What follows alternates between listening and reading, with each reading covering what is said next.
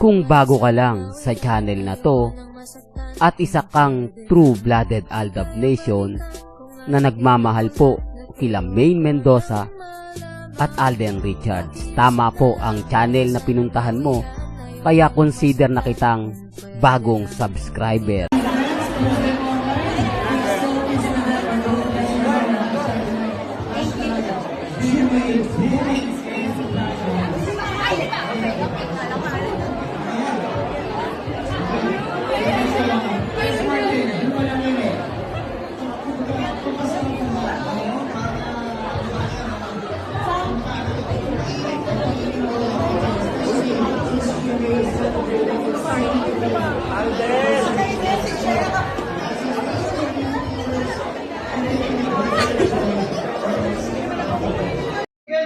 Welcome back mga kaaldab. Ito na naman po ang inyong lingkod, si Mr. Destiny.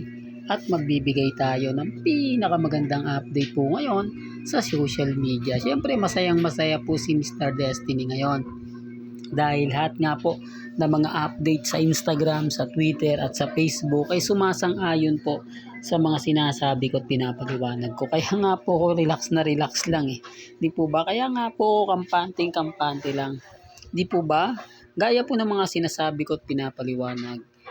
Sa dami po ng mga achievement, blessing na tinatamasa ngayon ni Alden Richards, na kinaiinggitan po ng mga ibang artista o katrabaho po mismo ni Alden Richards. Kasi siya lang naman po talaga yung masasabi mong umani po ng maraming papuri. Lalo na po sa teleserye na Pulang Araw. Kaya nga po ngayon ang daming achievement o ang daming project ni Alden sa labas. Kaya nga sabi ko sa inyo, kung hindi po natapos ang kontrata ni Alden Richards, sa tingin niyo po ba magkakaroon pa ng mga schedule si Alden Richards? Sa July 15 may ganap siya. Sa May may ganap siya. Sa March ang dami niya rin o may ganap din siya. Ang dami niyang ganap. Di po ba? Lahat po yun ay tinanggap niya. Dahil wala na po siyang teleserye si Alden sa GMA. Kung nakakontrata pa yan, una sa lahat gagawa po sila agad ng teleserye. Pangalawa, yung pagiging host. Tapos yung pelikula kahit hindi na po yan eh. 2 teleserye yung gagawin ni Alden Richards. Tapos mag-guest pa yan sa Magpakailanman. Siguro 2 episode lang yung gagawin niya ron. Oh. Hindi, real talk to mga kaaldab. Kasi alam nyo kung bakit? Ang dami kasing mga kumbaga pwedeng pagkakitaan kay Alden. Ang ibig kong sabihin, siya lang naman po kasi yung maingay sa social media. Siya lang naman po yung maingay sa Instagram, sa Twitter at sa Facebook. Gaya ko nga po mga kaaldab, sinasabi ko lang po ito kay yung tipong sa tingin nyo, sinong artista nga po ba ang kukunin ng GMA na makakakuha po sila ng atensyon?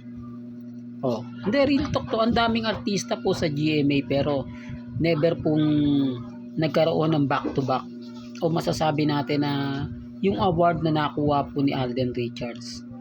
Although yung ibang artista nakakuha ng awards international, pero sa local, ang ibig kong sabihin, yung talaga nagtitrending at talagang pinag-uusapan. Yung award, madali lang naman po makuha yan eh.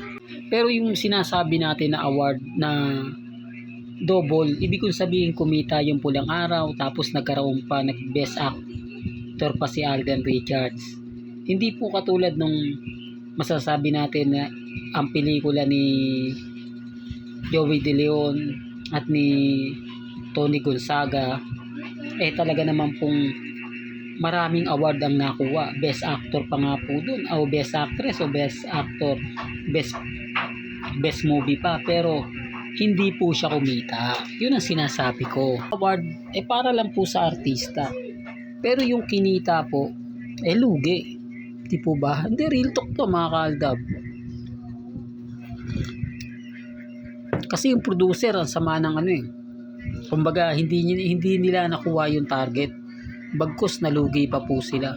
Kaya na nga po hindi na nga po gumawa Pansinin nyo yung mga palabas ngayong 2024, lahat po ng mga producer magkakaiba. Hindi sila, kung real talk kung titignan nyo po yung nakaraang taon sa ngayon, Sinasabi ko lang po ito mga kaaldab para lang po malinaw, para lang po klaro. Kasi alam ko maraming babatikos po sa akin, maraming magsasabi ng fake news, pero kita nyo naman po, lahat ng sinabi natin 101% pinag-uusapan at talagang nagte-trending.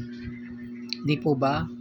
O, lalo na po kay Jessica Soho, siguro naman napanood nyo na yung video ngayon na kumakalat na ipinost nga po ng Aldab Nation na kung saan aksidente lang nabuo ang Aldab Nation. Tayo po ang unang-unang nagkaroon ng split screen sa telebisyon, ang Aldab. Kaya marami po tayong, kumbaga, nakakatuwa lang po dahil kumbaga yung interview ni Jessica Soho sa Aldab, maraming reaksyon. Sina Alan Kay nag-react po yan sa interview ni na Alden at ni Maine sa Aldab. Talagang napakaganda, talagang bumubuhos yung talagang masasabi mong 101%. Pero hindi po ako namimilit, sabi ko nga po sa inyo, wala pong pilitan sa channel ni Mr. Destiny. Kung ano lang po yung paniniwala ninyo, pananaw, nire-respeto ko po yan. At least mga kaaldab, yung nandun na nangyari, totoo. Wala pa yung panahon na yun na kumbaga para sa fans, para sa ganito, talagang mararamdaman mo yung kilig factor kila Mengay at kay Alden. Sa split screen pa lang di po ba? Sa split screen pa lang, ramdam mo na. Kaya nga po yung iba na nababati ko sa akin, ito yung mga baguhan lang. Aminado naman ako na lagi kong pinapaliwanag to, di po ba, na kapag since 2019-20 ang nanood sa channel ko, babatikusin lang po ako, sasabihin lang po nila Mr. Paasa, nabubuhay sa throwback, puro throwback lang yung ina-upload, wala namang bago. Hindi po kasi nila naranasan. Hindi po kasi sila nakipagsiksikan sa Broadway. Hindi po kasi sila sumama sa Philippines Arena. At hindi po sila kinilig ng mga panahon na yun kasi ultimo sina Henyo Master Joey De Leon, Tito Sen, Helen Gamboa, Bossing Big Soto, at ilang Liget Dabercads. Lahat po sila talagang pinush ang panahon ng Aldab. Ultimo si Rams David di po ba? Yung Sunday Pinasaya, nag-boom yan kina DJ Alden at DJ kay Mengay na taga Bulacan. Kaya lang syempre GMA Network mga artista tapos sisikat si Maine. Syempre malaking insulto at malaking sampal nga naman po yun.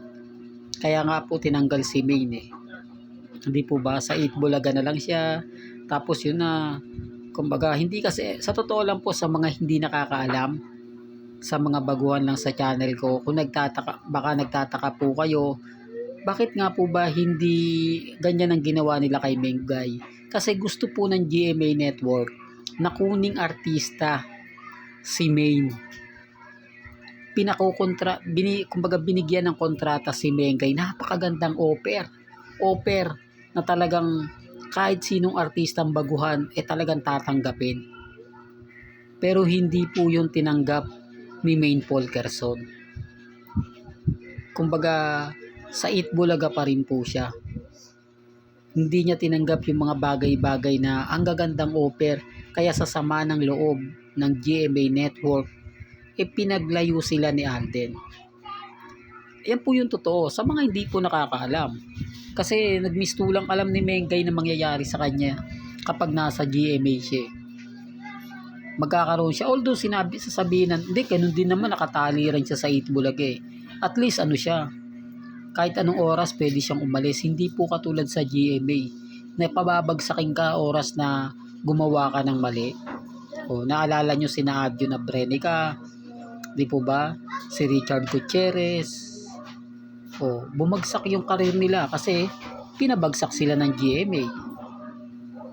Kaya ang sabi ko sa inyo mga kaaldab, ayaw din mangyari yan ni Mengay. Alam niya na kapag sumalungat siya, talagang ganyan na yung gagawin sa'yo. Kaya nga po kita nyo mga kaldab, yung mga ina-update natin, 101%. Di po ba? Sabi ko nga po yung blessing nila Mengay at ni Alden. Kitang-kita nyo naman po eh. Di po ba? Well, hanggang dito na lang po ang ating latest updates. Kaya kung gusto nyo pa po ng pinaka-latest at sariwang update, abay tumutok lang po kayo dito po sa channel ni Mr. Destiny para updated po kayo sa mga bago at sa mga latest na i-upload po natin maya-maya lang. Hanggang sa muli, salamat po sa panonood at pakikinig.